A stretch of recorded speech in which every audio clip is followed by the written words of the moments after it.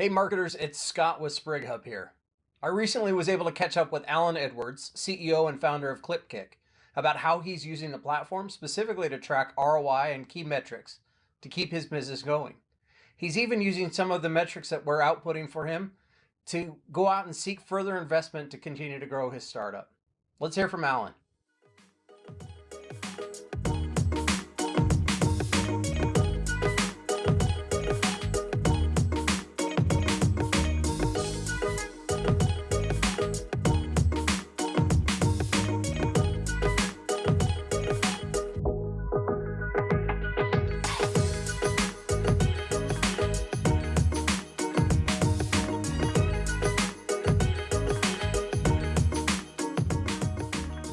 So my name's Alan James Edwards. I'm the founder of ClipKick, which is a next-gen video mobile application where people watch, save, and share any video clip online. Some people call it the Pinterest for videos, but we are aiming to change the way short-form video clips are consumed on the web. That's great. How's things been going since March of 2020? It was a bit of a disruptive event. How has that changed for you? Yeah, I mean, we just launched in January, so we didn't obviously anticipate this was going to happen. So we had a lot of plans that had to do with in-person promotions and with influencers and these kind of things. So right after we launched, all of this started to happen. So we had to pivot pretty quickly, our whole marketing plan. But it worked out. It worked out well. I mean, fortunately, video consumption has been increasing online since people are staying home more. So our launch went well in spite of all the things that are going on. That's great to hear. Well, so with things going more to video and people, I mean, my kids are streaming like crazy these days. How has that changed your influence, your reach, and specifically the marketing campaigns that you run? Well, our marketing campaigns are centered around influencers in different content segments. So, for example, comedy or DIY, do-it-yourself, and we were focused more on a in-person approach prior to this. So, we were planning on partnerships with comedy clubs and throwing influencer sort of networking parties and this kind of thing. So after the quarantines, we moved completely to online marketing, and we started doing these promotions around influencers that were not only generated completely online, but we would supplement them with Facebook and other social media paid promotions. Got it. Got it. And that's how you found SprigHub, right? Through an advisor that was helping you out on the early stages? Yeah, that's correct. So when we shifted so much of our marketing budget to the online social stuff, one of our advisors introduced me to Vikas and to SprigHub, and we started working with them on a pilot program, and the timing really worked out well because I was doing so much varied social marketing that I was starting to get kind of bogged down by the results, and SprigHub helped in that. Got it. Got it. Yeah. What we find a lot is people are using so many different spreadsheets and tracking everything. It's never in real time. What was it that stood out early on with SprigHub for you? Well, the first thing was the setup. Because obviously as a founder and a startup, your time is limited. You're pulled in so many different directions. So I didn't want to get caught up in something that was going to take up a lot of time to set up, right?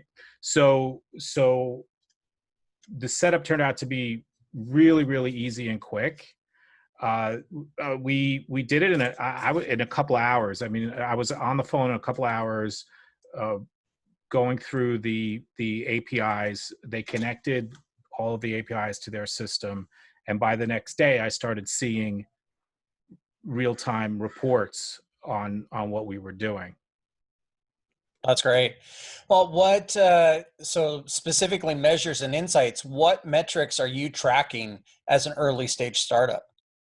So the first thing we track with the marketing campaigns, we're tracking different KPIs, um, downloads, impressions, clicks, and we do different programs and look at the different KPIs and where we're heading with it. Um, the thing about tracking those is that we set up different line items and different campaigns over different platforms, and they have different KPIs, all of them. And then we do A/B testing against each, so you can see it gets kind of complex. Sure. Well, and I know that the beauty of the artificial intelligence within SprigHub is that natural language processing, spitting out instead of just metrics that would be filling an Excel cell, it's more natural language. Here's a summary, here's some insights about your campaign. How has that been different for you and specifically how you take that to your investors? Okay, so the first part of this is the ad campaigns, and the ad campaigns, uh, the interface that SprigHub provides is much more presentable and understandable than the interfaces that are provided by the platforms. So if I go into Facebook or if I go into YouTube, the, the I can't really do much with those as far as showing my investors the results. I usually have to copy and paste information out of there into Excel spreadsheets. The thing about SprigHub is that all of that data is pulled in to their interface, and their interface is is more pleasing to the eye, but also provides an output that I can show to my investors that they can understand. So um, I have two. I have existing investors, and I also have investors that I'm talking to start investing. They haven't invested yet, and I need to show both of those groups what's going on, and I invariably will be showing. I show what I get out of SprigHub, not what I get out of the other platforms. Got it. Got it. Yeah, no, that's it makes it so it's snackable content or snackable insights that you can digest easily, as opposed to, like I said, going through a long pivot table for all the click-through rates and impressions and conversions and all that. Very easy to digest. Yeah, we call that snackable. That's what we call our video clips. It's snackable content. There you go, snackable content with snackable AI insights. Yeah, so Sounds like a perfect marriage. Yeah, there are similarities with what you were doing and what we were doing, in the sense that we take all the video clips from different platforms and easily put them into one place for people to watch and enjoy and find. And you guys put all of the different data from your advertising campaigns and your analytics metrics into one place, so they can be enjoyed in one place as well. Absolutely, absolutely. Well said. You should work for I Spring. guess it was well said until like the very last part got a little dicey, but So, what stood out to you as far as how the AI from SprigHub is a little bit different and unique?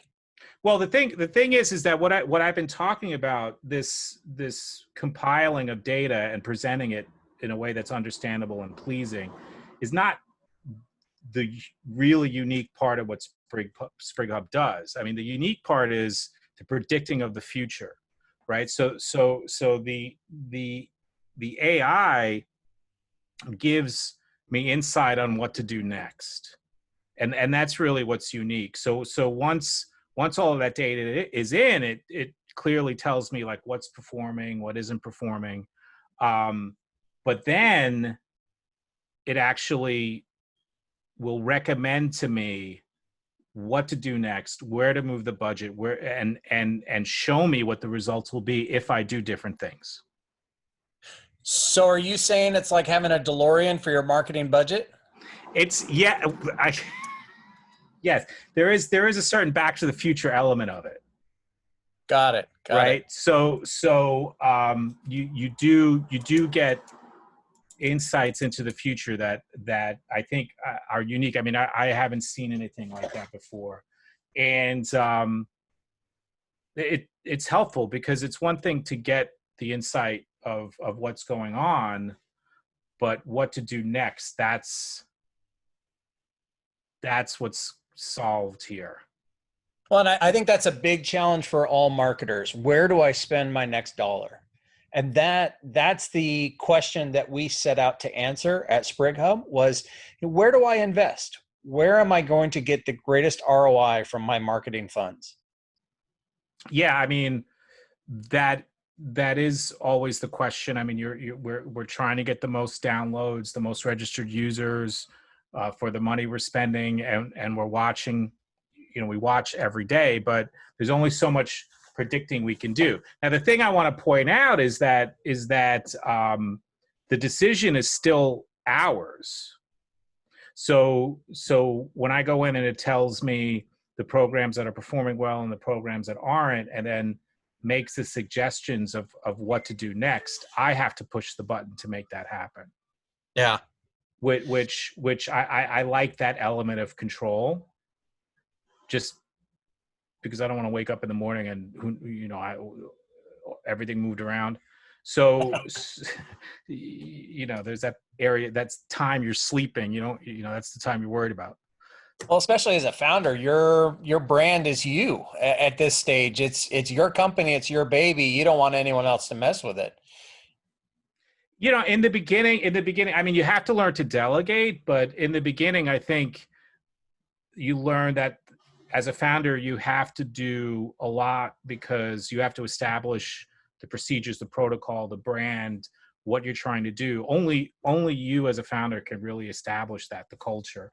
So in the beginning, before you can hand something off, you have to structure it and form it the way you want it to be, and then hand it off. I think it's important to understand you have to hand it off at some point, right? Because you're never going to grow if you're doing everything yourself. But in the beginning, it's important that you do structure everything yourself. So as far as the ad campaigns, I do have people helping, but I am directly involved with each campaign and watching every day. I open up SprigHub every day and I look, what's going on myself. Yeah. Well, and it's nice to be able to have the ability to have that control, as well as add another user in there so that you can delegate some of the specific tasks. And at the ultimate control, you have the ability to set the various user access controls. You as the CEO can control where the dollars go to. If you have a team member that is manning a specific campaign and you want to allocate a budget, they've got control over their budget. And ultimately, you as the decider have that control as well. Yeah. Okay, so with SprigHub, the APIs give you control over all of those platforms via the SprigHub interface. So I can activate campaigns and I can deactivate campaigns or shuffle money around all from SprigHub. I don't have to go back to those platforms to do different things. It actually can be controlled through SprigHub. Yeah. So, Alan, tell me about the most critical elements for you in terms of metrics as an early stage startup. So, as a startup, what I learned fairly quickly was that Google Analytics and Firebase and the different analytics platforms we use really didn't give me the data that my investors were looking for and my prospective investors were looking for. So I was having to take that data and calculate, say, compound month-over-month growth, and different metrics that they're looking for. So I was able to work with SprigHub to get retention rates and different types of metrics that I needed to show investors, and those are now available to me in a way that are directly presentable. So I really don't use the analytics interfaces anymore, like Google Analytics. I use the SprigHub interpretation of that data. Well, that's great.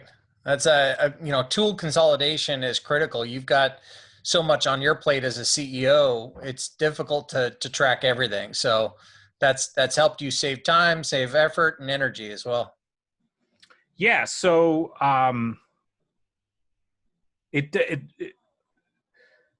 so having those metrics that I need at the ready in SprigHub definitely saves me time and energy that I was putting into those things earlier, but also helps me in the way I present the information. Because understand that before SprigHub was doing those things for me, I had to calculate those things in Excel, and Excel is really, the Excel outputs are not really sexy or exciting in any way, shape, or form. It also, having it in SprigHub and having it generated by the platform adds credibility to the metrics as well. Because when you're just putting numbers into Excel, I think the credibility starts to decrease, because they're not direct outputs from a platform. Yeah. What about the AI A/B testing as far as campaign spend? Have you been able to experiment with that at all? Yeah, I mean, we do a lot of A/B testing, and it definitely it is true that the platforms that do the A/B testing don't really go to that next step to tell you, okay, this is what you should do next, in a way that SprigHub does. So Yeah. it does have that added layer. The other thing too that I wanted to point out is that what I've learned about the new AI is that there's certain AI that really needs huge data sets to be effective, and we don't have huge data sets, right? I mean, we're a startup. We're not spending $1 million a day on YouTube advertising, for example. So what's good about SprigHub is, even with smaller data sets, they get what they need to make the recommendations. So no matter how big your company is, or small, or if you're a big company and you're doing small segmented ad buying, the AI will work no matter what size the data set. Cool. Awesome. Well, Alan, you've inspired me with ClipKick. I'm going to go start my underwater basket weaving channel now. You said it's the aggregator for video, right? So get ready for my scuba session. I mean, and people will find you. People that like that will find you, and you'll start a little community of underwater basket weavers. OG underwater basket weaving club. Yeah, but it's pretty simple. I mean, whenever you see a video clip anywhere, you just hit the share button and then select ClipKick, and then you share it to a lineup, which is like a video playlist, and then there it is, and you can find it easily and play it natively in the app, and also share it and play it online. So that's fantastic. That's fantastic. Well, hey, I appreciate it. Thank you very much. Yeah, that's good. All right. Thanks, Alan. Take care. Yep. Bye. Hey, thanks for watching. Be sure to check us out on the socials listed here. And if you want to book a demo, go to SprigHub.ai and let us know how we can help. Thanks a lot.